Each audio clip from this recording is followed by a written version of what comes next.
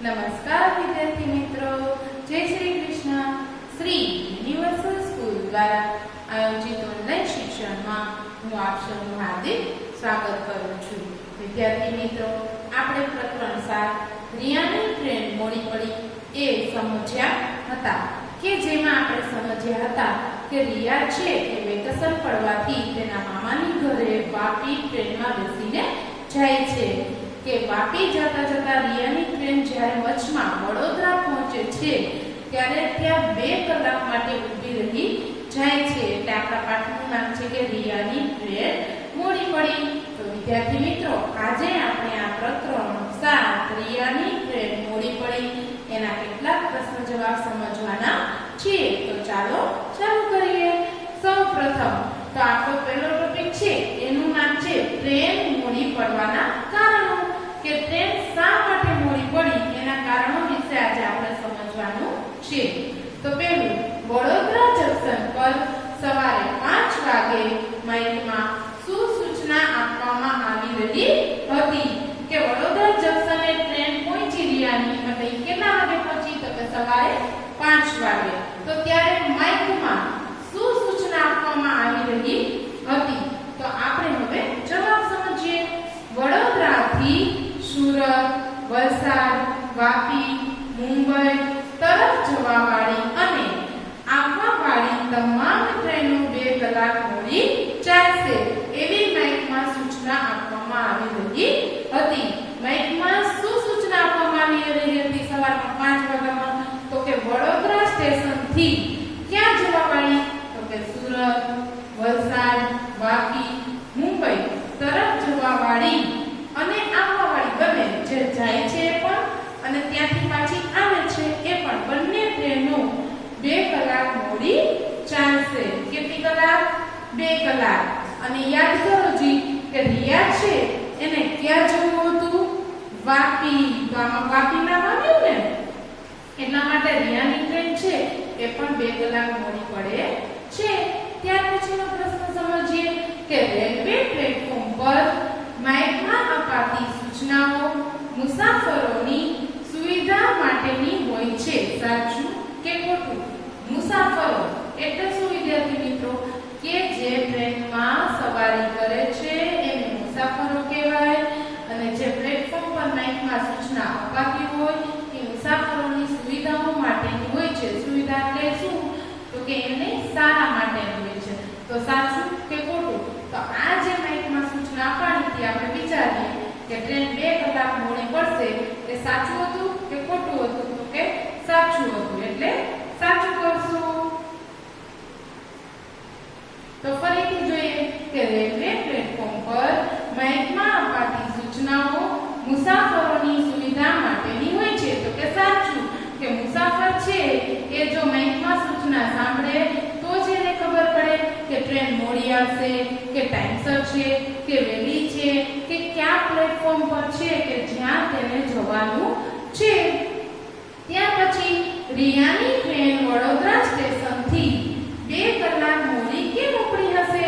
આપણે વિચારવાનું છે. આપણને પાઠમાં કીધું નથી કે રિયાની ટ્રેન છે એ વડોદરા સ્ટેશનથી 2 કલાક કેમ મોડી ઉપડી હશે. ખાલી આપણને પાઠમાં એટલું જ કીધું છે કે 2 કલાક મોડી ઉપડી. તો એના આપણે સંભવિત કારણો જોઈએ. કેવા કારણો? સંભવિત એટલે શું? કે સંભવિત એટલે આપણને ખાસ પાક્કું ખબર નથી કે આ જ કારણ હશે, પણ આપણે આવું હોઈ શકે એવું વિચારીએ એને સંભવિત કારણ કહેવાય. તો કે પહેલું, રસ્તામાં આગળ કોઈ કામ ચાલતું હશે. જો રસ્તામાં આગળ ટ્રેનના પાટા પર કોઈ કામ ચાલતું હોય તો ટ્રેન જે છે એ આગળ ચાલી શકે નહીં. એટલે કદાચ એક કારણ એ પણ હોય કે રસ્તામાં આગળ કોઈ કામ ચાલતું હશે. બીજું, આગળ કોઈ અકસ્માત થયો હશે.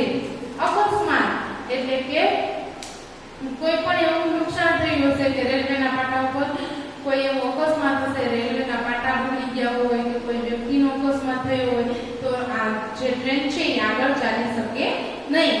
ત્યાર પછી કોઈ કારણોસર આગળ જવાનું સિગ્નલ નહીં મળ્યું હોય. સિગ્નલ કે ટ્રેન છે એ ક્યારે આગળ જાય વિદ્યાર્થી મિત્રો? જ્યારે ટ્રેનનો જે કર્મચારી છે છે એ ટ્રેનને આગળ જવાનું સિગ્નલ આપે ત્યારે જે આગળ જાય છે એટલે કે લીલી ઝંડી ફરકાવે.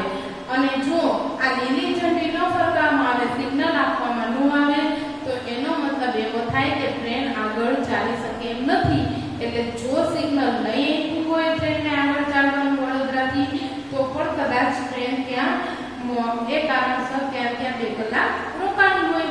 એટલે આવા કોઈ પણ કારણ હોઈ શકે. આપણે તો 3 જ વિચાર્યા, હજી કોઈ ચોથું પણ કારણ હોઈ શકે કે જેને લીધે છે એ ટ્રેન વડોદરા 2 કલાક રોકાણી અને મોડી પડી. તો ફરી એકવાર જોઈએ કે વડોદરા જંકશન પર સવારે 5 વાગે માઇકમાં શું સૂચના આપવામાં આવી હતી? તો કે વડોદરાથી સુરત, વલસાડ, વાપી, મુંબઈ જવાવાળી ટ્રેન 2 કલાક મોડી પડશે.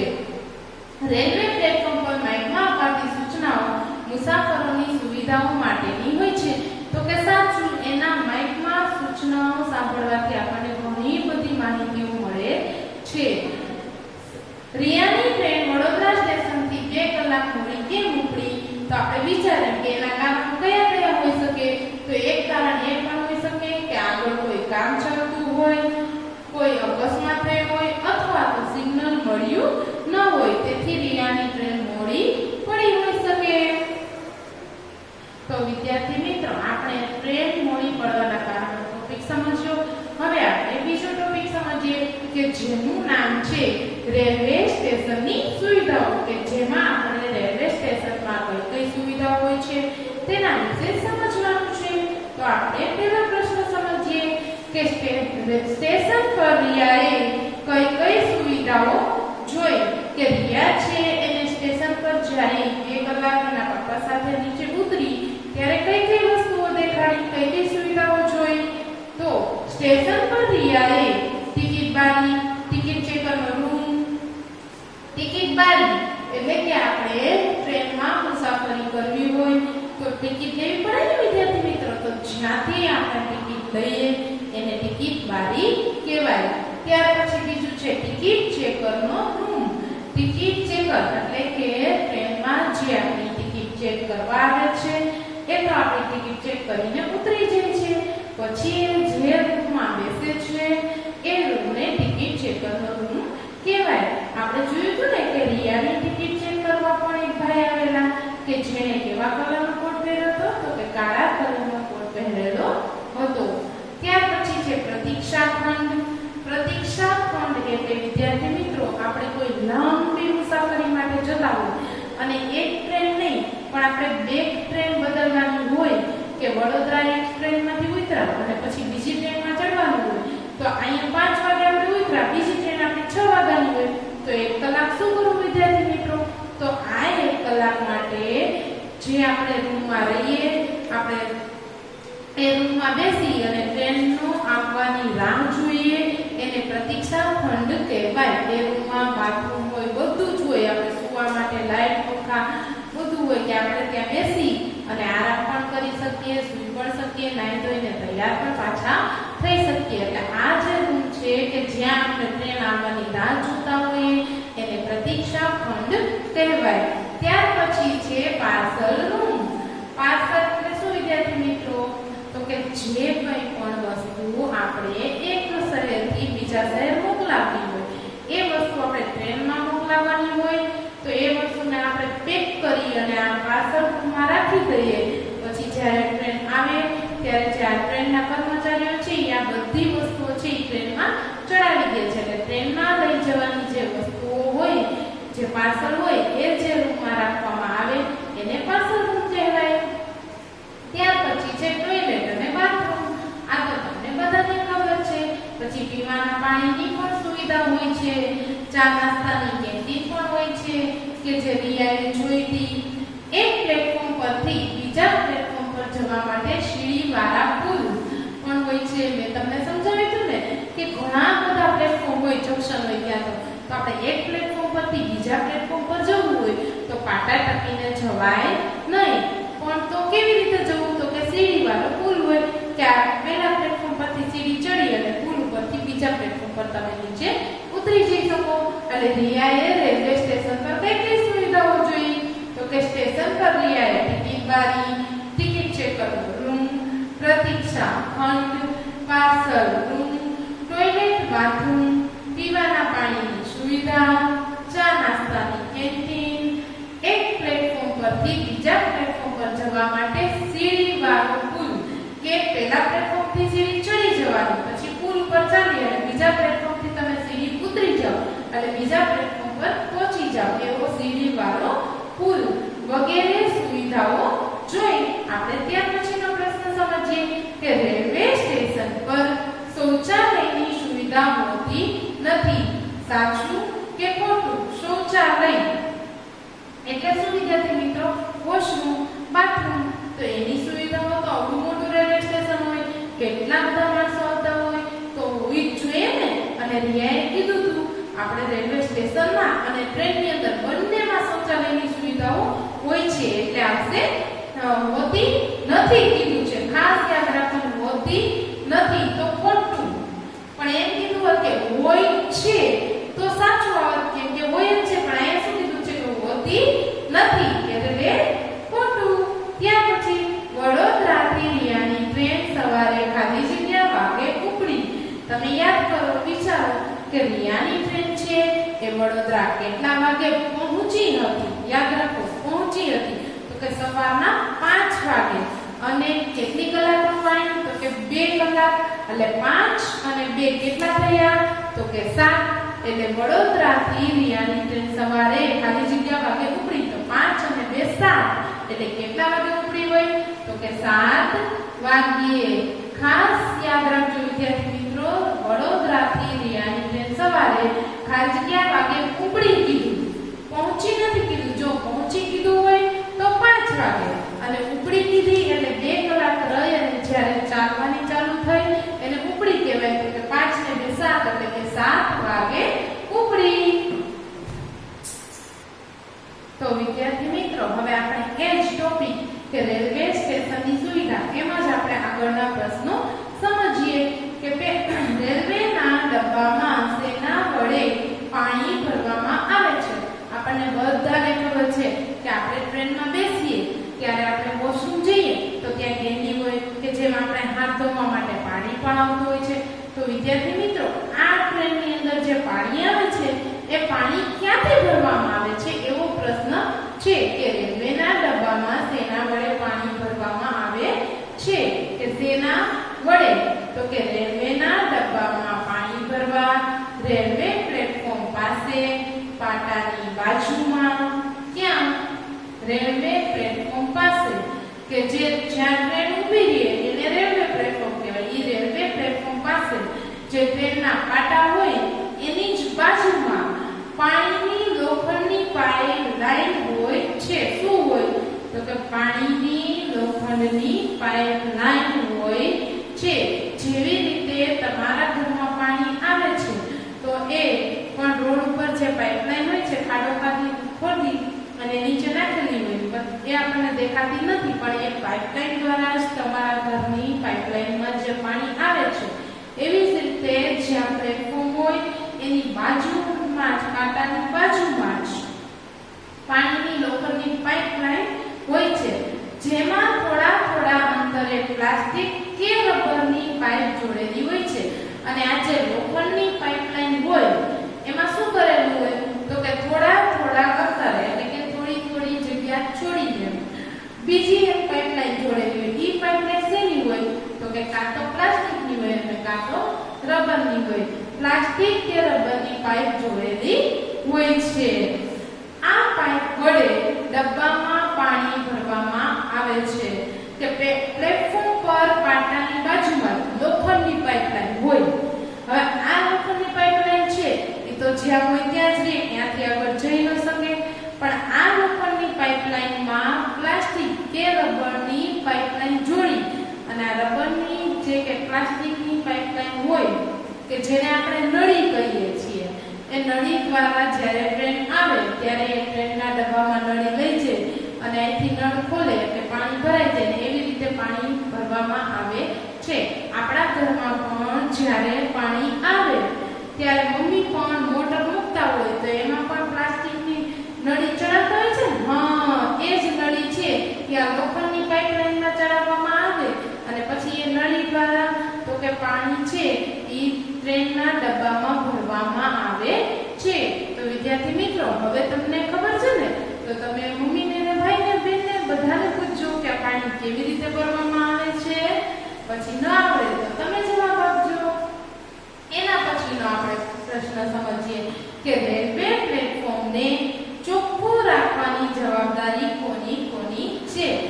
રેલવે પ્લેટફોર્મ આપણે કીધું હતું કે જ્યાં ટ્રેન ઊભી રહે, જ્યાં મુસાફરો ટ્રેનની આવવાની રાહ જોતા બેઠા હોય કે ઊભા હોય, એને રેલવે પ્લેટફોર્મ કહેવાય. તો આ રેલવે પ્લેટફોર્મ છે એને ચોખ્ખું રાખવાની જવાબદારી કોની કોની છે. તો કે આ રેલવે પ્લેટફોર્મને ચોખ્ખું રાખવાની જવાબદારી ત્યાં કામ કરતા સફાઈ કામદારો કોની છે. તો કે જે લોકો ત્યાં કામ કરે છે, સફાઈ કામદાર છે, એની જવાબદારી છે. આપણે ફોટામાં જોયું હતું ને કે ટ્રેન વડોદરા 2 કલાક ઊભી રહી એટલે શું થયું હતું. તો કે સફાઈ કામદાર છે એ આવીને ટ્રેનને સાફ કરવા માંડ્યા હતા. એવી જ રીતે એ લોકો સવારે પ્લેટફોર્મને પણ સાફ કરતા હોય, વારતા હોય, ધોતા હોય. આ ઉપરાંત બીજી કોની જવાબદારી છે. તો કે અન્ય કર્મચારી. અન્ય કર્મચારી એટલે કોણ કે જે ત્યાં બીજા લોકો કામ કરતા હોય, એ પણ જેમ કે ટિકિટ ચેકર, ટિકિટ બારીમાં જે ટિકિટ આપતા હોય એ, એવી રીતે ઘણા બધા લોકો ત્યાં બીજા કામ કરતા હોય, એની પણ જવાબદારી છે. અને દરેક મુસાફરની એટલે કે આપણી કે આ જે ટ્રેનમાં આવજાવ કરે છે એ મુસાફર એટલે કે આપણી પણ જવાબદારી છે. તો તમે કહેશો ટીચર અમે થોડા કઈ પ્લેટફોર્મને વારીએ કે ધોઈએ કે, તો કે ના, સફાઈ કામદાર છે એ તો પ્લેટફોર્મને સાફ કરી જ નાખે છે, પણ અન્ય બીજા કર્મચારીઓ અને આપણે એટલે કે મુસાફરની જવાબદારી શું.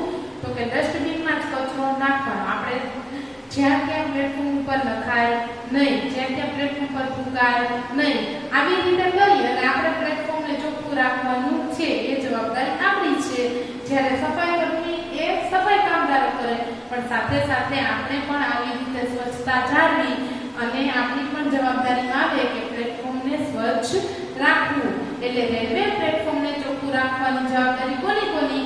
તો કે એક સફાઈ કામદારની, બીજું ત્યાં અન્ય કર્મચારીઓ કામ કરે છે એની, એને પણ કચરો જ્યાં ત્યાં ન ફેંકવો જોઈએ, થૂકવું ન જોઈએ, ગંદકી ન ફેલાવી જોઈએ. અને ત્રીજી આપણી એટલે કે કોની. તો કે મુસાફરની કે જે ટ્રેનમાં સફર કરે છે. તો વિદ્યાર્થી મિત્રો, હવે આપણે એના પછીનો નવો ટોપિક સમજીએ કે જેનું નામ છે રેલવે ફાટક, કે જેમાં આપણે રેલવે ફાટક વિશેના પ્રશ્ન જવાબ સમજવાના છીએ. તો પહેલો જ પ્રશ્ન છે કે રિયાએ ફાટક પાસે શું શું જોયું. કે રિયાની ટ્રેન જ્યારે ફાટક પાસે પહોંચી ત્યારે રિયાએ ટ્રેનની બારીમાંથી શું શું જોયું. તો જવાબ જોઈએ કે રિયાએ ફાટક પાસે બસ, કાર, રિક્ષા, સાયકલ, ટ્રક, સ્કૂટર, કઈ કઈ વસ્તુ જોઈ. તો કે બસ, કાર, રિક્ષા, સાયકલ, ટ્રક, સ્કૂટર તેમજ કેટલાક લોકોને ઊભેલા જોયા. બસ, સાયકલ, રિક્ષા, સ્કૂટર આ બધું જોયું, પણ સાથે સાથે એને શું જોયું. તો કેટલાક લોકોને એમનેમ ખાલી ઊભેલા પણ જોયા કે જે ચાલીને જતા હોય. તેણે જોયું કે કેટલાક લોકો પોતાના વાહનો બંધ કર્યા વગર ઊભા હતા. તેણે બીજું શું જોયું કે કેટલાક લોકો છે એ પોતાના વાહનો બંધ કર્યા વગર જ ઊભા હતા.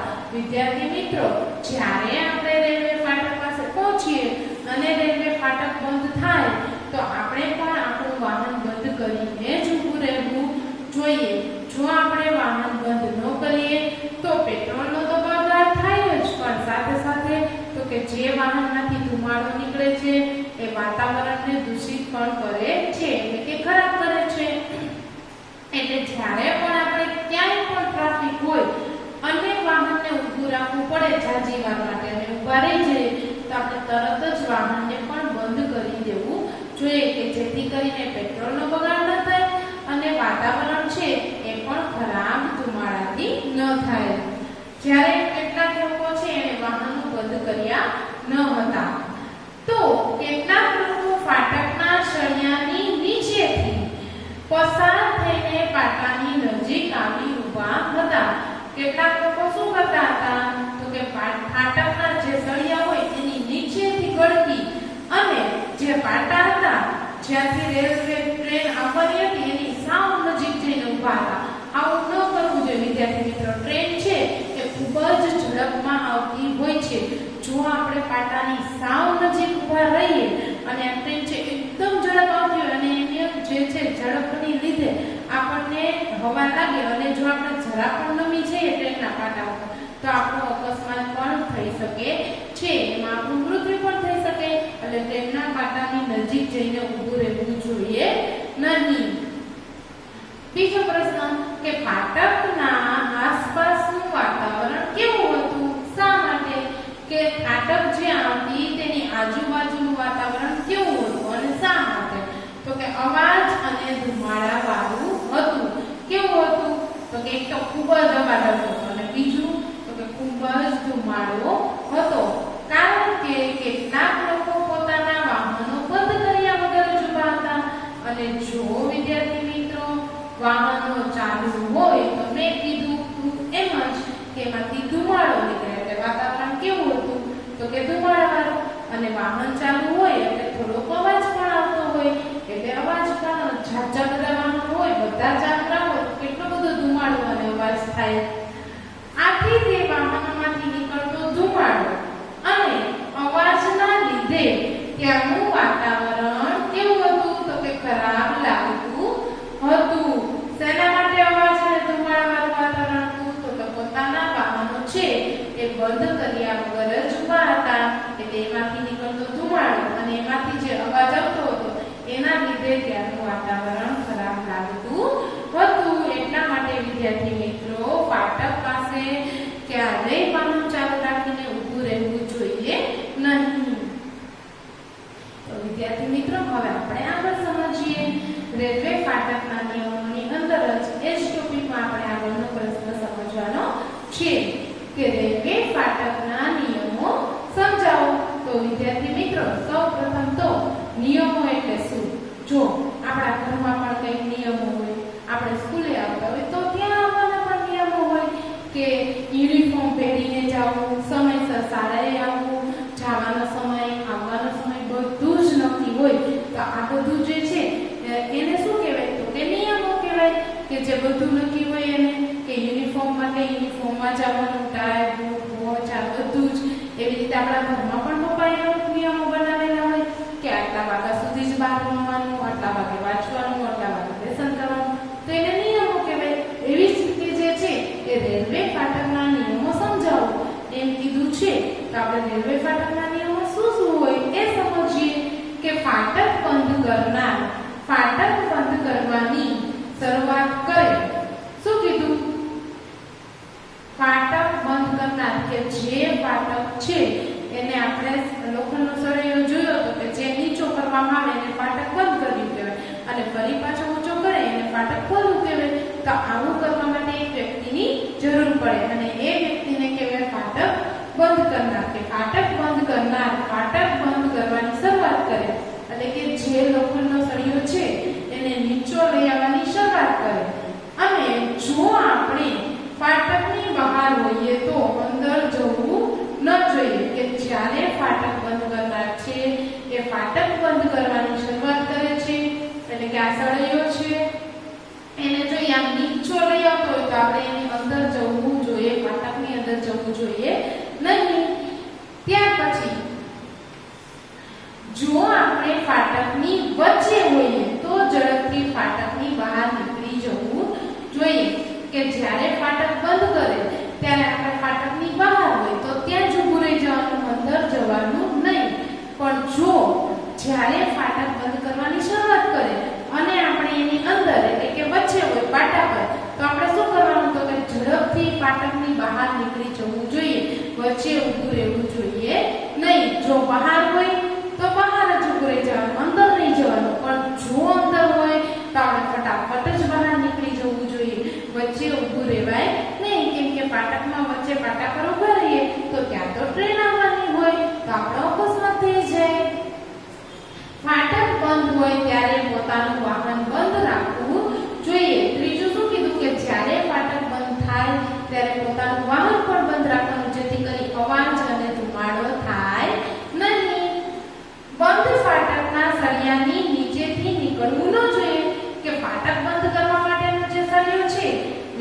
મિત્રો તમે એની નીચેથી પણ નીકળી શકો છો, પણ આવું કરવું જોઈએ નહીં. શા માટે? કે એની નીચેથી નીકળી અને તમે પાટાની વચ્ચે આવી જાઓ અને ટ્રેન આવે તો તમારો અકસ્માત થઈ જાય. એટલે રેલવે ફાટકના કુલ આપણે 4 નિયમો સમજ્યા. પહેલું શું કે ફાટક બંધ કરનાર ફાટક બંધ કરવાની શરૂઆત કરે અને આપણે જો બહાર હોઈએ તો બહાર જ રહેવું જોઈએ.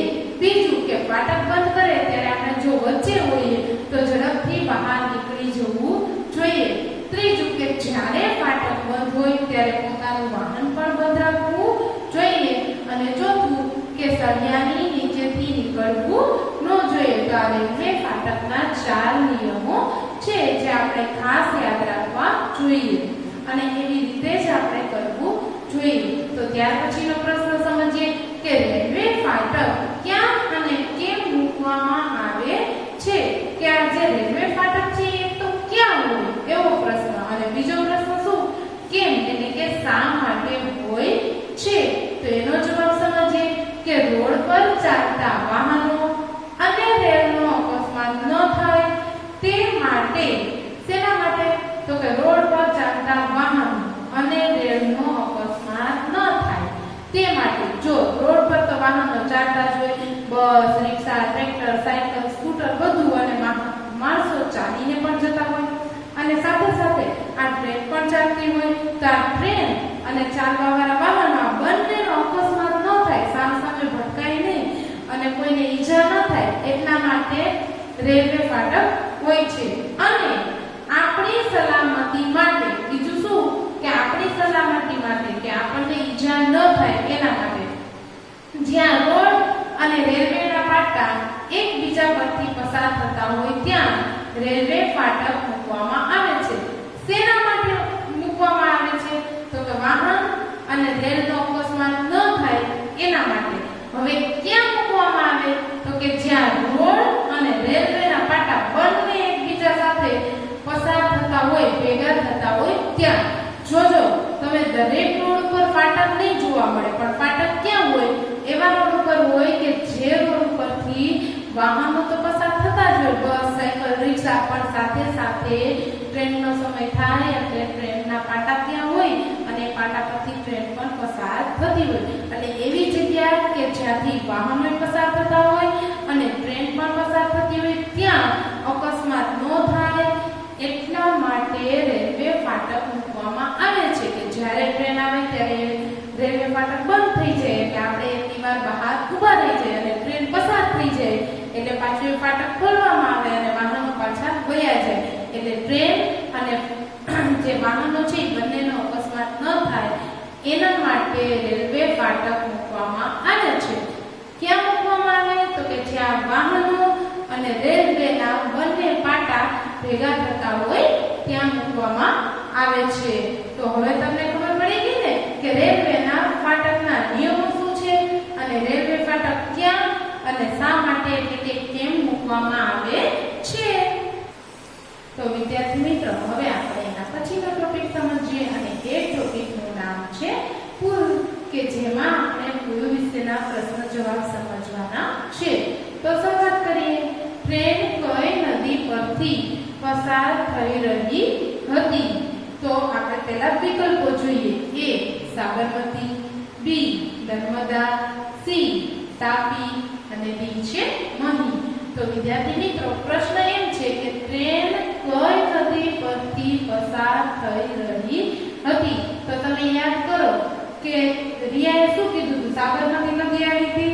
ના. તાપી? ના. મહી? ના. કઈ નદી આવી હતી? નર્મદા.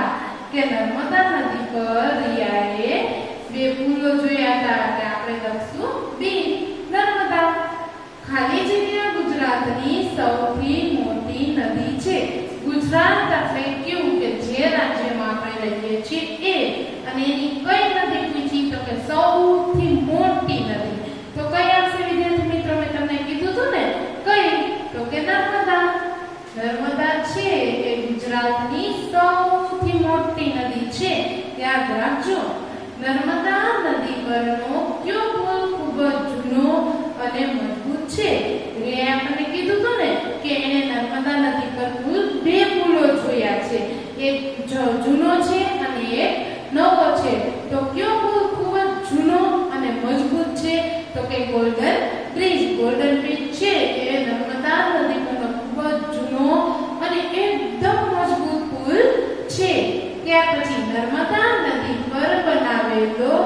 નવો પુલ ખાલી જગ્યા તરીકે ઓળખાય છે. જૂના પુલનું નામ તો આપણે લખી નાખ્યું, ગોલ્ડન બ્રિજ. તો યાદ કરો કે બીજો જે નવો પુલ હતો એનું નામ છે રિયાએ શું કીધું હતું? યાદ આવ્યું ને? શું નામ હતું? કેબલ બ્રિજ, કે જે નર્મદા નદી પરનો નવો પુલ છે. ભારતનો સૌથી મોટો કેબલ બ્રિજ ક્યાં આવેલો છે? આપણે જોયું કે ગુજરાતની, અહીંયા શું આવ્યું? ખાસ ગુજરાત શબ્દ આવ્યો. ગુજરાતની સૌથી મોટી નદી નર્મદા. એવી જ રીતે હવે અહીંયા કયો શબ્દ આવ્યો? અહીંયા ગુજરાત નહીં, આખો આપણો ભારત દેશ શબ્દ આવ્યો કે ભારતનો સૌથી મોટો કેબલ બ્રિજ ક્યાં આવેલો છે? કે કેબલ બ્રિજ પુલ છે સૌથી મોટો છે, ક્યાં આવેલો છે? તો કે ભરૂચ જિલ્લામાં નર્મદા નદી પર આવેલો છે. કઈ નદી પર? તો કે નર્મદા નદી પર, કે જે ગુજરાતની સૌથી મોટી નદી છે એના પર ભારતનો સૌથી મોટો પુલ છે. અને ક્યાં આવે નર્મદા નદી? તો કે ભરૂચ જિલ્લામાં. જેવી રીતે આપણે રાજકોટ જિલ્લામાં રહીએ છીએ એમ એક ભરૂચ જિલ્લો પણ છે. રિયા રાત્રે સૂતી હતી ત્યારે ટ્રેન કઈ કઈ નદીના પુલ પરથી પસાર થઈ હતી? કે નર્મદા નદી પછી રિયા છે પુલ જોઈ અને નીંદર આવી જાય એટલે સૂઈ જાય છે. અને જ્યારે ઉઠે છે ત્યારે એના પપ્પા કહે છે કે ઘણી બધી નદીઓ પર પુલો આવ્યા હતા કે જે તમે જોવાનું ચૂકી ગયા. તો એ કઈ કઈ નદીઓના નામ એના પપ્પાએ લીધા હતા? તો કે સાબરમતી, વાત્રક, મહીસાગર અને વિશ્વામિત્રી. કેટલી? 4. પેલી સાબરમતી, પછી વાત્રક, મહીસાગર અને વિશ્વામિત્રી, કે જે 4 નદીઓ પરના પુલ રિયાને જોવાના રહી ગયા કારણ કે રિયા સૂતી હતી.